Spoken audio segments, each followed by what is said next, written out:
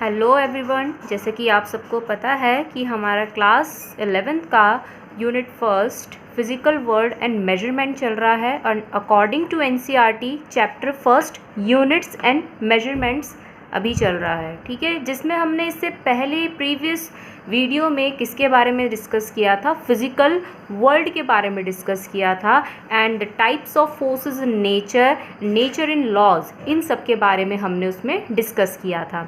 उसमें हमने क्या बताया था कि जो भी हमारा नेचर है जिसको हम क्या कहते हैं, फिज़िकल वर्ल्ड। ओके, जो भी हमारे ऑल अराउंड सराउंडिंग में जो भी नेचर प्रेजेंट है, नेचर है उसको, जिसको हम फिज़िकल वर्ल्ड कहते हैं, उसमें चल रहे जितने भी फिनोमिना हैं, जितने भी प्रोसेसेस होते हैं, जितने भी फिनोमिना या प्रोसेस चल रहे हैं, उसको कौन वहाँ पे ऑब्ज़र्व करते हैं? साइंटिस्ट ऑब्ज़र्व करते हैं। साइंटिस्ट जब ऑब्ज़र्व करते हैं उस फिनोमिना को, तो उसे नोट डाउन करके किसकी डिस्कवरी करते हैं? लॉज की डिस्कवरी करते हैं। और यही लॉज जो साइंटिस्ट वहाँ पे डिस्कवर कर रहे हैं, वो किसको प्रोवाइड कराते हैं? वर्ल्ड को प्रोवाइड कराते हैं। ठीक है, लेकिन बाय चांस अगर ऐसा हुआ कि किसी और साइंटिस्ट ने उस फिनोमिना को किसी और रूप में देख लिया, या उसी साइंटिस्ट ने उस फिनोमिना को किसी और फॉर्म में देख लिया, या उसमें कोई और मॉडिफिकेशन हो रहा हो, तो उस केस में वो अपने लॉज को मॉडिफाई करते हैं, चेंज करते हैं। ठीक है, मॉडिफाई करते हैं या चेंज करते हैं, और फिर दोबारा से एक और लॉ, नया लॉ वहाँ पे दे देते हैं हमारे वर्ल्ड को, जिसकी वजह से हम वहाँ पे किसको स्टडी करते हैं? फिज़िकल वर्ल्ड में हो रहे जितने भी नेचुरल फिनोमिना हैं उसको स्टडी करते हैं। ठीक है, अब बात आती है कि जब हम यहाँ पे बात कर रहे हैं किसी भी पर्टिकुलर स्टडी की, ठीक है, किसी भी पर्टिकुलर फिनोमिना की स्टडी की, तो उसके लिए आपको पता है कि मेजरमेंट की ज़रूरत पड़ती है। अब कैसे? जैसे कि आप मान के चल लीजिए, कंसीडर कर लीजिए कि आप कहाँ जा रहे हैं? पेट्रोल पंप में। ठीक है, आप पेट्रोल पंप में जा रहे हैं पेट्रोल भरवाने के लिए अपनी गाड़ी में, तो आप वहाँ पे क्या बोलेंगे कि मेरे गाड़ी में थोड़ा सा पेट्रोल भर दो या ज़्यादा पेट्रोल भर दो? थोड़ा ज़्यादा तो वहाँ चलता नहीं है, आप वहाँ पे क्वांटिटी बताओगे ना कि मुझे 1 लीटर पेट्रोल भरवाना है, मुझे 2 लीटर पेट्रोल भरवाना है। आप वहाँ पे ये लैंग्वेज तो यूज़ नहीं करोगे ना कि थोड़ा पेट्रोल भराना है या ज़्यादा पेट्रोल भराना है। तो इट मीन्स कि कोई भी इस पर्टिकुलर जो भी नेचर है उसमें जो भी फिनोमिना टेक प्लेस होता है, ठीक है, तो उसकी सिस्टमेटिक स्टडी करने के लिए एक पर्टिकुलर मेजरमेंट की ज़रूरत पड़ती है। ठीक है, और वो मेजरमेंट हम किसके थ्रू वहाँ पे देते हैं? थोड़ा ज़्यादा करके नहीं देते, बल्कि किसी न किसी ऑब्जेक्ट के या अदर ऑब्जेक्ट के कंपैरिजन करके हम वहाँ पे क्या करते हैं? देते हैं। जैसे कि अभी हमने यहाँ पे कंपैरिजन क्या किया? लीटर की फॉर्म में, वॉल्यूम को लीटर के साथ यहाँ पे कंपेयर किया कि 1 लीटर चाहिए या 2 लीटर यहाँ पे हमें पेट्रोल चाहिए। ठीक है, तो इट मीन्स कि अगर कहीं पे किसी भी डिफरेंट फिनोमिना की अगर हमें सिस्टमेटिक स्टडी करनी है, तो उस केस में हम वहाँ पे क्या करते हैं? मेजरमेंट करना वहाँ पे ज़रूरी होता है। और मेजरमेंट के लिए क्या करना होता है कि हम कंपैरिजन करते हैं किसी एक ऑब्जेक्ट का दूसरे ऑब्जेक्ट के साथ। तो अब आपने यहाँ पे देखा जो साइंटिस्ट हैं वो क्या बनाते हैं? लॉज बनाते हैं, किसको ऑब्ज़र्व करके? नेचुरल फिनोमिना को ऑब्ज़र्व करके। ठीक है, तो जो ये लॉज बन रहे हैं, इन लॉज को बनाने के लिए कुछ ना कुछ वहाँ पे क्या चाहिए होगा? हमें कुछ ना कुछ यहाँ पे बेस चाहिए होगा। ठीक है, बेस चाहिए होगा या क्वांटिटीज़ चाहिए होंगी। अब इसे आप कैसे समझ सकते हैं? जैसे कि हम यहाँ पे एक एग्जांपल ले लेते हैं इंग्लिश का। ठीक है, आपको इंग्लिश में कोई एक सेंटेंस बनाना होता है, तो जब आप इंग्लिश में सेंटेंस तभी बना सकते हैं कि जब आपने छोटे में क्या, स्टार्टिंग में आपने क्या पढ़ा था? अल्फ़ाबेट पढ़े थे फ्रॉम A to Z। तो जब आपको जब A B C D up to Z तक आएगा, तभी तो जाके आप वर्ड्स बनाएंगे, वर्ड से फिर क्या बनाएंगे? सेंटेंसेस बनाएंगे। तो इट मीन्स इसमें एक स्मॉलेस्ट यूनिट क्या हुआ? अल्फ़ाबेट। स्टार्टिंग कहाँ से करी थी आपने? अल्फ़ाबेट। अगर अल्फ़ाबेट नहीं है तो आप क्या नहीं बना सकते? इंग्लिश में सेंटेंस नहीं बना सकते। तो इसी तरीके से साइंटिस्ट को अगर लॉज बनाने हैं, तो लॉज बनाने के लिए उसे किसकी ज़रूरत पड़ती है? फिजिकल क्वांटिटीज़ की ज़रूरत पड़ती है। जैसे कि आपको इंग्लिश में सेंटेंसेस बनाने के लिए अल्फ़ाबेट की ज़रूरत पड़ती है, तो वैसी साइंटिस्ट को लॉज बनाने के लिए किसकी ज़रूरत पड़ती है? फिजिकल क्वांटिटीज़ की ज़रूरत पड़ती है।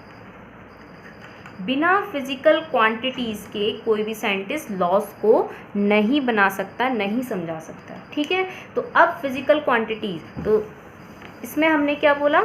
Physical quantity. तो फिजिकल क्वांटिटी एक्चुअली हुई क्या? फिजिकल क्वांटिटी, जिसको हम शॉर्ट में क्या बोल सकते हैं? PQ भी बोलते हैं, लेकिन आपको PQ नहीं लिखना है। ठीक है, ये मैं शॉर्ट में लिख रही हूँ। PQ मीन्स यहाँ पे फिजिकल क्वांटिटी। फिजिकल क्वांटिटीज़ क्या है? वो सारी की सारी क्वांटिटीज़ जो कि हम इस पर्टिकुलर फिजिक्स में पढ़ेंगे, किसके हेल्प के लिए? ताकि जितनी भी लॉज हैं फिजिक्स के उनको हम एक्सप्रेस कर पाए, और साथ ही साथ उन फिजिकल क्वांटिटीज़ को हम क्या करेंगे? यहाँ पे मेजर्ड भी करेंगे। ठीक है, तो ये फिजिकल क्वांटिटीज़ किसके लिए यूज़ होती है? Expressing laws in physics. जितने भी आपने अभी तक फिज़िक्स में लॉज पढ़े हैं, तो उनको किसके थ्रू एक्सप्रेस किया जाता है? फिजिकल क्वांटिटीज़ के थ्रू। और साथ ही साथ ये फिजिकल क्वांटिटीज़ कैसी होती है? इनको हम क्या कर सकते हैं? मेजर भी कर सकते हैं। जैसे कि आपने न्यूटन्स के लॉज ऑफ मोशन पढ़े होंगे, उसमें फिजिकल क्वांटिटीज़ आपने फोर्स पढ़ा होगा, कहीं ना कहीं पे मोमेंटम पढ़ा होगा। ठीक है, चार्जेस पढ़े होंगे, बहुत सारे ऐसे लॉज हैं जहाँ पे इन टाइप की ये फिजिकल क्वांटिटीज़ आई होंगी। तो ये जो फिजिकल क्वांटिटीज़ हैं वो किस में पाए जाते हैं? लॉज में पाए जाते हैं। ठीक है, और इन फिजिकल क्वांटिटीज़ को हम क्या कर सकते हैं? मेजर्स भी कर सकते हैं। अब बात आती है कि measurement of a physical quantity के लिए यहाँ पे क्या फॉर्मूला होगा? तो उसके लिए ये फॉर्मूला आप नोट डाउन कर लीजिए। Measure of a physical quantity किसके इक्वल होता है? यहाँ पे numerical value multiply size of its unit. तो x हम मान लेते हैं कोई भी फिजिकल क्वांटिटी है। ठीक है, न्यूमेरिकल वैल्यू को मैं n से इंडिकेट करा रही हूँ, साइज ऑफ यूनिट को मैं u से इंडिकेट करा रही हूँ। तो यहाँ पे आप मान के चल लीजिए जो x है ये क्या है? फिजिकल क्वांटिटी की, जिसको हमें क्या करना है? मेजर करना है। ठीक है, और ये हमारे पास n क्या है? न्यूमेरिकल वैल्यू, ये टाइम्स है कि कितने टाइम्स, मतलब कितना अमाउंट में हम ले रहे हैं। 1 2 3 4 5 6। जैसे कि आपको मैंने अभी बताया था कि आप अगर पेट्रोल पंप में जाएंगे तो 1 लीटर 2 लीटर इस तरीके से पेट्रोल भराएंगे, तो उसमें 1 2 3 ये क्या हो गया? यहाँ पे न्यूमेरिकल वैल्यू हो गई। ठीक है, ये हो गई numerical value. Numerical value U क्या है यहाँ पे? ये है यूनिट। अब यूनिट यहाँ पे किसके लिए होता है? ये होता है फॉर कंपैरिजन के लिए। अब कंपैरिजन यहाँ पे क्या है? इसके लिए मैं बहुत ही सिंपल यहाँ पे आपको एक एग्जांपल दे रही हूँ। फॉर एग्जांपल कि यहाँ पे हमारे पास क्या है? 2 एनिमल है, एक तो कौन से? एक तो एलिफेंट है, ये एग्जांपल दे रही हूँ। ठीक है, और दूसरा यहाँ पे कौन है? गॉट। अब यहाँ पे ये बोला गया है क्वेश्चन, ठीक है, आपको ये बोला गया है कि जो मास ऑफ एलिफेंट है वो गॉड से 150 टाइम्स ज़्यादा है। मान के चलिए जो गॉड बहुत पतली है, ठीक है, तो मास ऑफ एलिफेंट हमें क्या दे रखा है? 150 times of mass of God. ठीक है, तो यहाँ पे जो मास ऑफ एलिफेंट है जिसको हम एक्सप्रेस कर रहे हैं, जिसको हम निकाल रहे हैं, वो क्या है यहाँ पे? Physical quantity. ये 150 क्या है यहाँ पे? Numerical value. और कंपैरिजन, हम कंपैरिजन किसके साथ कर रहे हैं? मास ऑफ एलिफेंट का हम कर रहे हैं मास ऑफ गॉड के साथ। तो ये जो मास ऑफ गॉड है ये यहाँ पे क्या है? यूनिट है।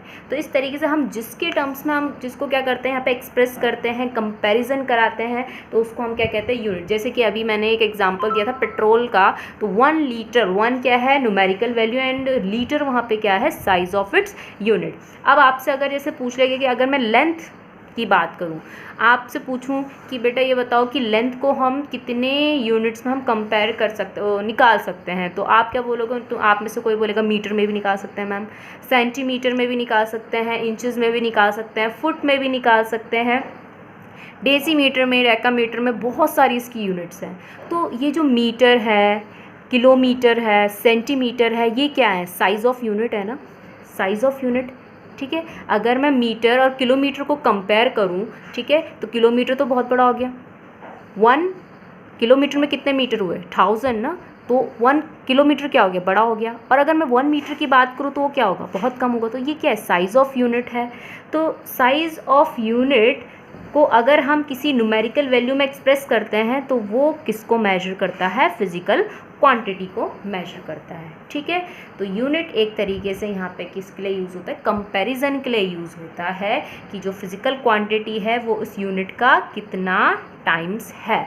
ठीक है, अब यहाँ पे हम बात करते हैं कि बाय चांस न्यूमेरिकल में अगर आपके पास, जैसे हमने यहाँ पे बोल दिया, कोई भी एग्जांपल ले लेती हूँ मैं, 1 मीटर और दूसरा मैं यहाँ पे ले लेती हूँ 50 सेंटीमीटर। ठीक है, 1 मीटर और दूसरा ले लिया मैंने 50 सेंटीमीटर।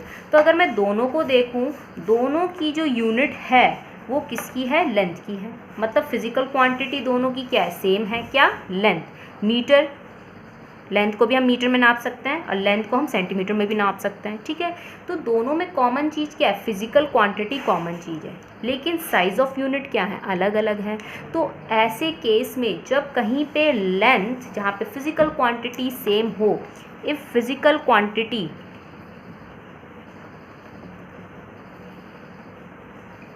इज सेम, तो उस केस में जो भी हमारे पास एन यू है, मतलब जो फिजिकल क्वांटिटी का मेजरमेंट टोटल जो एन यू है वो क्या होता है? कांस्टेंट। कांस्टेंट का मतलब यहाँ पे हम फॉर्मूला क्या लगाएंगे? n1 u1 is equals to n2 u2।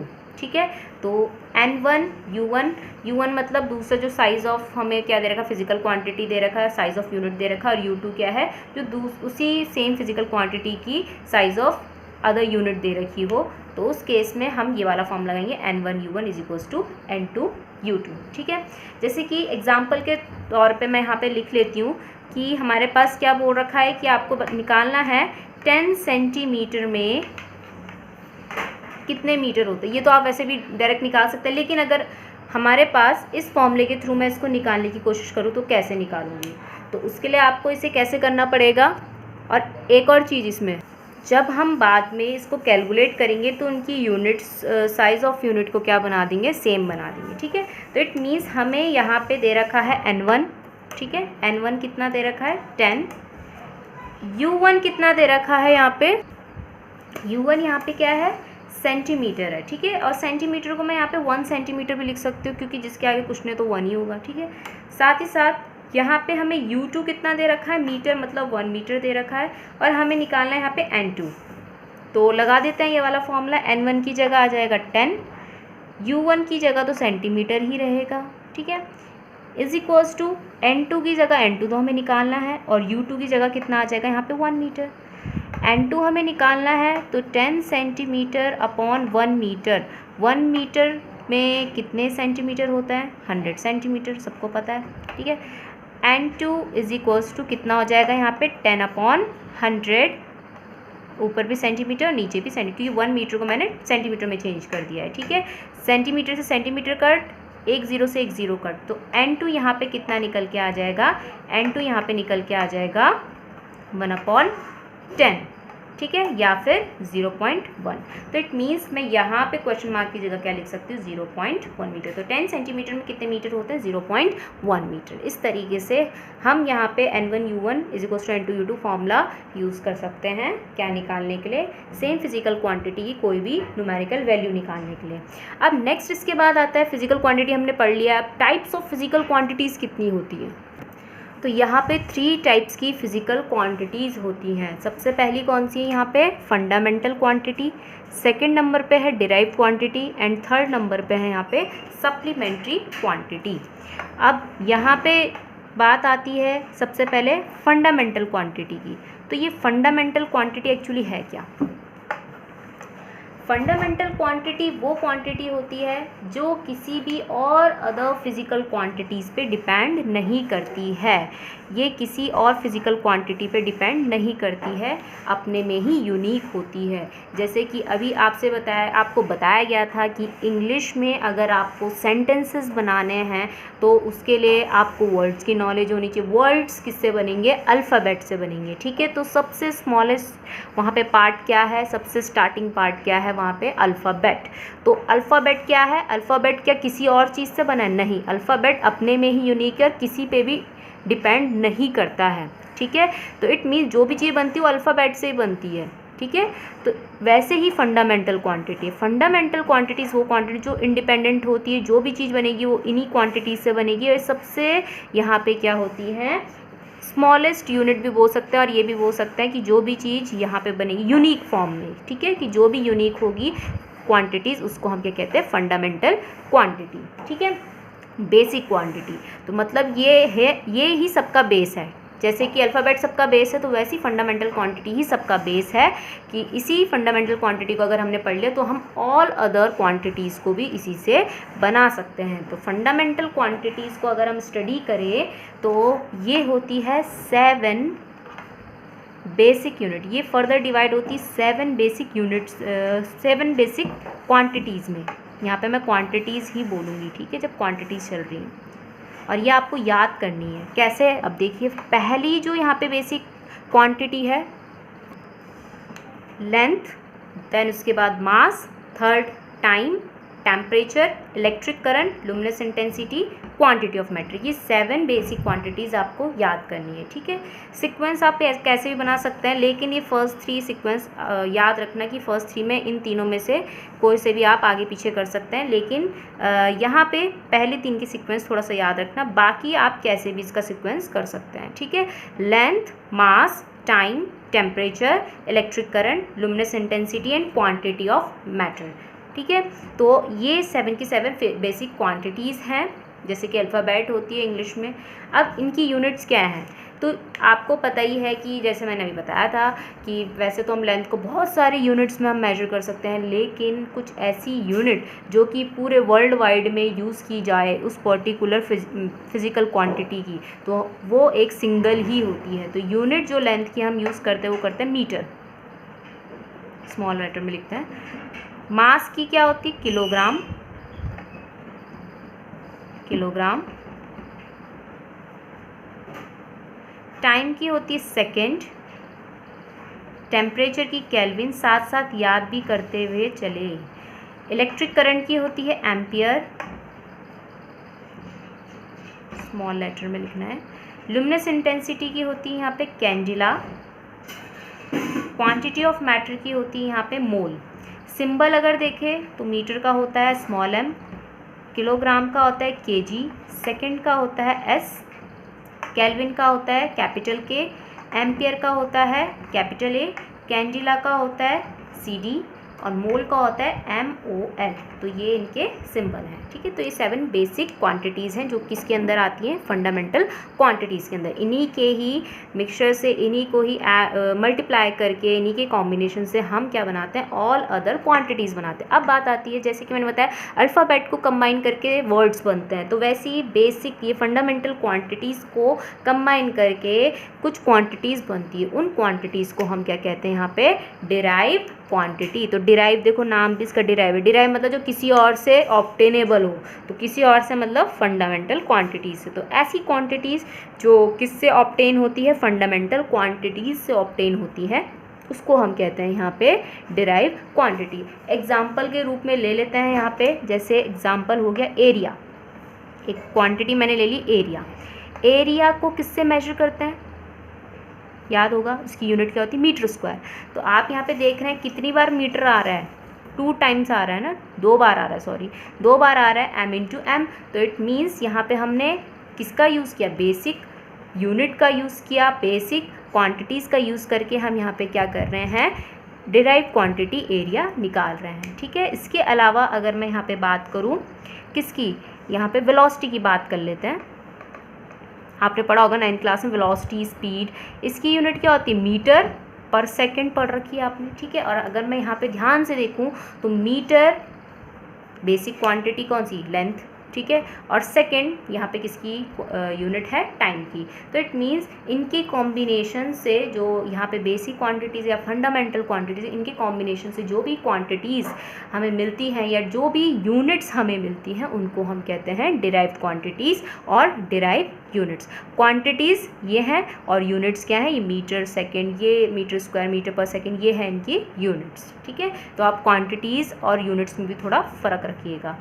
अब आती है बात यहाँ पे थर्ड, सप्लीमेंट्री यूनिट। ये सप्लीमेंट्री यूनिट दो ही टाइप के पहले से गिवन है, और सप्लीमेंट्री जैसे हम खाने के साथ कुछ एडिशनल खा लेते हैं ना, तो वो सप्लीमेंट्री कहलाया जाता है। तो वही चीज़ है यहाँ पे आपको क्वांटिटीज़ में एक एक्स्ट्रा यहाँ पे दे रखा है सप्लीमेंट्री, एंगल्स की फॉर्म में जो हम यहाँ पे यूज़ करते हैं, तो ये यहाँ पे सप्लीमेंट्री क्वांटिटीज़। तो सप्लीमेंट्री क्वांटिटीज़ दो ही टाइप की होती है, एक होता है प्लेन एंगल। तो पहले प्लेन एंगल डिस्कस कर लेते हैं। प्लेन एंगल आपने पढ़ रखा है, दो लाइंस के बीच में जो भी यहाँ पे बन रहा है उस एंगल ट्रेस हो रहा है उसको हम क्या कह रहे हैं यहाँ पे, प्लेन एंगल। सिर्फ लाइन के बीच में नहीं बल्कि प्लेन के बीच में। प्लेन का मतलब क्या है, जैसे कि यहाँ पे एक्स प्लेन है, ये वाई प्लेन, एक्स प्लेन है, ये वाई प्लेन, इन दोनों के बीच में जो भी यहाँ पे क्या बनेगा, एंगल मतलब प्लेन, इस तरीके से, ठीक है। जो क्या होता है यहाँ पे टू डायमेंशन है, तो वन डायमेंशन है लाइन, ठीक है, ये वन, ये भी वन। लेकिन अगर हमारे पास यहाँ पे क्या हो, टू डायमेंशनल प्लेन हो, जैसे कि कॉपी के पेज, ठीक है, दो पेज हैं, आपने उसे ऐसे कर दिया, तो बीच में जो एंगल ट्रेस हो रहा है वो क्या है, प्लेन एंगल। तो एंगल सिर्फ लाइंस के बीच में नहीं होता बल्कि दो प्लेन्स के बीच में भी ट्रेस हो सकता है, तो ये हो गया एंगल। तो एंगल का आपने फॉर्मूला मैथमेटिक्स में पढ़ा होगा कि नहीं पढ़ा होगा, देख लेते हैं। ये यहाँ पे मैंने एक आर्क खींचा, तो ये है लेंथ ऑफ, ये आर्क है जिसकी लेंथ मैंने यहाँ पे क्या ले रखी है, एल। यहाँ पे आपको दिख रहा होगा, अगर मैं इसको पूरा का पूरा बढ़ा दूँ तो एक सर्कल बनेगा। तो मैं पूरा सर्कल तो नहीं बना रही हूँ, ये एक सर्कल का पार्ट ही है, तो कर्व पार्ट है, तो उसको हम क्या कह रहे हैं, आर्क कह रहे हैं, जिसकी लेंथ है एल। और रेडियस मैंने यहाँ पे ले लिया, यहाँ पे आर, ये भी आर है, ये भी आर है। तो अगर मैं यहाँ पे थीटा का फॉर्मूला लिखूँ तो वो होता है length of arc upon radius, मतलब थीटा का फॉर्मूला होगा एल बाय आर। ये फॉर्मूला आपको याद रखना है। बात आती है इसकी यूनिट की, तो यूनिट जो हम इसकी यूज़ करते हैं वो करते हैं रेडियन, ठीक है। और सिंबल इसका होता है आर ए डी सिंबल, ठीक है। तो ये हो गया हमारे पास यहाँ पे इसकी यूनिट। अब सेकंड क्या होता है सप्लीमेंट्री क्वांटिटी, तो वो समझ लेते हैं। यहाँ पे आपको याद रखना, थीटा क्या लिया, उसके जस्ट सामने वाला, और अपॉन करके जो यहाँ पे उसका रेडियस है, ठीक है। अब सेकंड जो है हमारे पास वो है सॉलिड एंगल। सॉलिड का मतलब यहाँ पे जब भी आपको सॉलिड कहीं पे नाम दिखे तो इट मीन्स वो 3 डायमेंशनल के लिए बोला गया है। तो वो एंगल जो 3D में यहाँ पे ट्रेस हो रहा हो, तो उसको कैसे हम देख सकते हैं, किस तरीके से, समझ लीजिए हमने यहाँ पे क्या कर दिया है, एक स्फीयर ले लिया है, ठीक है। ये स्फीयर है, ये सर्कल आपको दिख रहा है वैसे, लेकिन ये सर्कल नहीं, इसको कैसे मान लीजिए, एक बॉल मान लीजिए, स्फीयर, ठीक है। अब इस स्फीयर में मैंने यहाँ पे इसका सेंटर, इस स्फीयर में मैंने यहाँ पे क्या कर दिया, कट कर दिया है, इतना पार्ट इसका कट कर दिया है। तो जब मैं इसका इतना पार्ट कट करूँगी तो आपको पता है ये इस तरीके से दिखेगा ना, देखिए एक कोनिकल शेप की फॉर्म में दिखेगा ऐसे करके। ये भी पूरा यहाँ पे फिल हो रखा, ये भी पूरा फिल हो रखा। तो ये जो यहाँ पे एंगल हमने निकाला, ये जो इसके बीच में पूरा एक 3 डायमेंशनल एंगल ट्रेस हो रहा है कोनिकल फॉर्म में, ठीक है, कोनिकल फॉर्म में, जिसका यहाँ पे सरफेस भी होगा। ये इस तरीके से बनेगा, इसको मैं हटा देती हूँ, ये इस तरीके से बनेगा। यहाँ पे मैं बनाने की कोशिश करती हूँ इसे, ठीक है। ये O पॉइंट ले लेते हैं इसका, और यहाँ से ये इस तरीके से बनेगा।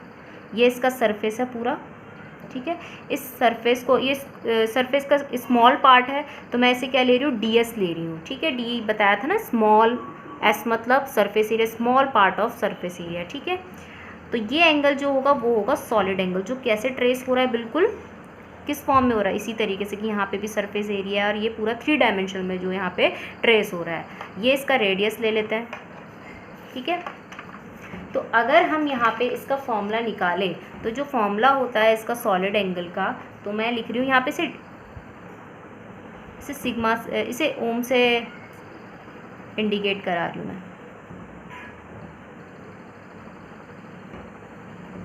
तो अगर मैं यहाँ पे इसे लिखूँ, ओमेगा से इंडिकेट करा रही हूँ, ठीक है। तो ओमेगा अगर मैं निकालूँ यहाँ पे, और ये स्मॉल पार्ट है तो इसलिए स्मॉल ओमेगा लिया, तो डी ओमेगा, क्योंकि मैं इसका पूरा पार्ट नहीं ले रही हूँ बल्कि एक स्मॉल पार्ट ले रही हूँ। तो अगर मैं यहाँ पे डी ओमेगा निकालूँ, जो कि सॉलिड एंगल को ही बता रहा है, ठीक है, उसका फॉर्मूला क्या होता है, D S small part of the surface area upon radius का स्क्वायर। कैपिटल आर है तो मैं कैपिटल आर लिख रही हूँ, ठीक है। तो ये फॉर्मूला आपको याद करना है। इसकी अगर मैं यूनिट की बात करूँ, ये कैसे ट्रेस होता है, कोन की फॉर्म में ट्रेस होता है, ठीक है। तो अगर मैं इसकी यूनिट की बात करूँ, इसकी जो एसआई यूनिट होती है वो होती है स्टीरेडियन, जिसको हम इंडिकेट कराते हैं एस आर से, एस आर स्टीरेडियन, ठीक है। तो अभी आपने देखा कि फ़िज़िकल क्वांटिटी को मेजर करने के लिए हम क्या करते हैं, एक स्टैंडर्ड हम वहाँ पे चूज़ करते हैं, कंपैरिजन करवाते हैं एक स्टैंडर्ड थिंग से, जिसकी वजह से हम उस पर्टिकुलर फ़िज़िकल क्वांटिटी को मेजर कर सकते हैं, जिसको हम यूनिट कहते हैं, ठीक है। अब उस पर्टिकुलर स्टैंडर्ड यूनिट के कुछ करेक्टरिस्टिक होते हैं कि जरूरी नहीं कि हम किसी भी चीज़ को उठा के हम यूनिट बना दें, तो उसके लिए कुछ यहाँ पे उसके करेक्टरिस्टिक है वो फुलफ़िल होने चाहिए, तब जाके वो एक स्टैंडर्ड यूनिट बनेगी, ठीक है। तो फर्स्ट यहाँ पे जो है वो क्या होनी चाहिए, वेल डिफाइन होनी चाहिए। उसकी जो डेफिनेशन है वो पहले से ही क्या होनी चाहिए, एक वेल फॉर्म में बनी होनी चाहिए। ऐसे नहीं कि कोई उसको किसी और तरीके से डिफ़ाइन करे या कोई इसको किसी और तरीके से डिफ़ाइन करा है। इट मीन्स कि यूनिट एक वेल डिफाइंड फॉर्म में होनी चाहिए, ठीक है। सेकंड है, उसका जो साइज़ होना चाहिए वो सुटेबल होना चाहिए। उसका साइज़ इस तरीके से होना चाहिए कि जिसको हम क्या कर पाएँ, मेजर कर पाएँ, और सुटेबल भी हो। कि ऐसे नहीं कि अगर आपको मैंने बोला जैसे हम हाइट है, ठीक है, तो हाइट को हम मोस्टली किस में नापते हैं, फुट्स में नापते हैं, ठीक है। कभी आपने ऐसा सोचा है कि हम हाइट्स को माइक्रोमीटर फॉर्म में देख रहे हैं, ऐसा तो नहीं है। तो जो भी हम यहाँ पे यूनिट चूज़ करेंगे उसका साइज़ क्या होना चाहिए, सुटेबल होना चाहिए। जो चीज़ सेंटीमीटर में नापती है उसे सेंटीमीटर में नापे, मीटर में नाप रही है तो मीटर में नापे, इस तरीके से, ठीक है। थर्ड, ईजिली रिप्रोड्यूसिबल होनी चाहिए, ईजिली रिप्रोड्यूसिबल होनी चाहिए एट ऑल प्लेसेस। किसी भी प्लेस में अगर आप जाएं तो उसको आप इजीली क्या कर पाएँ, निकाल पाए, रिप्रोड्यूस कर पाएँ, तो वो होता है वहाँ पे स्टैंडर्ड यूनिट का थर्ड कैरेक्टरिस्टिक। फोर्थ है कि अगर आप कहीं भी प्लेस टू प्लेस जा रहे हैं तो वो टाइम के साथ साथ चेंज नहीं होनी चाहिए, ठीक है। तो नॉट चेंज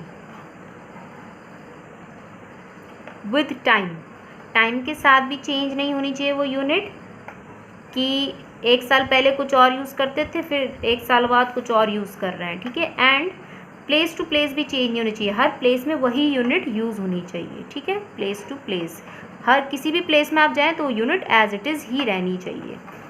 फिफ्थ, कि जो भी किसी भी फिज़िकल कंडीशन में भी वो चेंज नहीं होनी चाहिए। फिज़िकल कंडीशन जैसे टेम्परेचर, प्रेशर, बहुत सारी चीज़ें होती हैं, ठीक है, मैकेनिकल स्ट्रेस, तो इतने सारे जो हमारे फिज़िकल कंडीशन है उसमें भी वो चेंज ना हो, ठीक है, अनचेंज्ड होनी चाहिए इन एवरी फिज़िकल कंडीशन। किसी भी फिज़िकल कंडीशन में अनचेंज रहनी चाहिए, चेंज नहीं होनी चाहिए, ठीक है।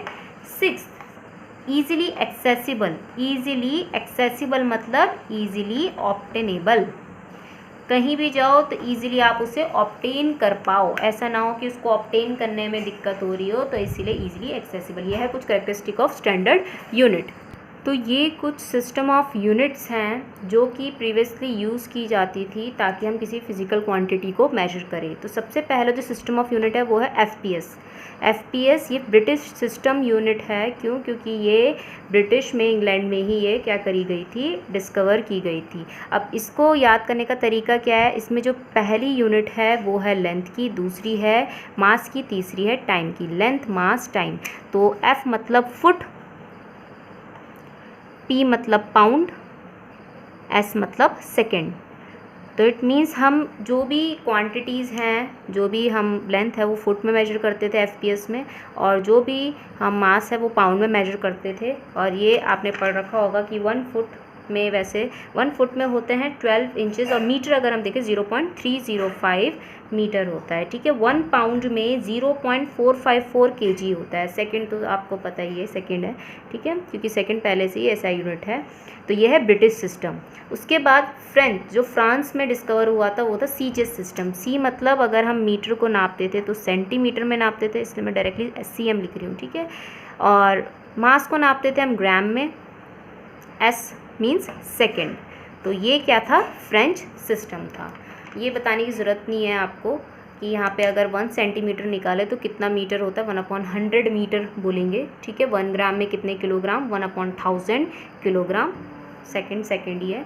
तीसरी जो यहाँ पे यूनिट थी वो थी पहले वर्ल्ड वाइड जानी जाती थी, जिसको हम डेसिमल सिस्टम कहते थे, ठीक है, वर्ल्ड वाइड। M का मतलब यहाँ पे मीटर, K मतलब यहाँ पे किलोग्राम, और S मतलब यहाँ पे सेकेंड। तो 1971 से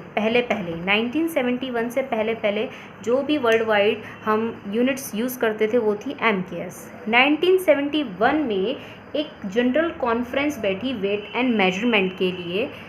वो उसमें बहुत सारे साइंटिस्ट ने मिलके डिसाइड किया कि एक ऐसी हम यहाँ पे सिस्टम ऑफ यूनिट बनाते हैं जो पूरे इंटरनेशनल, पूरे वर्ल्ड में एक बार ही जानी जाए, जो कि scientific, technical, industrial, commercial work पूरे के पूरे वर्ल्ड में वहाँ पे यही यूनिट यूज़ हो, ठीक है। ये ना हो बल्कि एक ही टाइप की यूनिट यूज़ हो, जो कि बोली गई सिस्टम इंटरनेशनल यूनिट, जिनको हम D यूनिट्स भी बोलते हैं, ठीक है।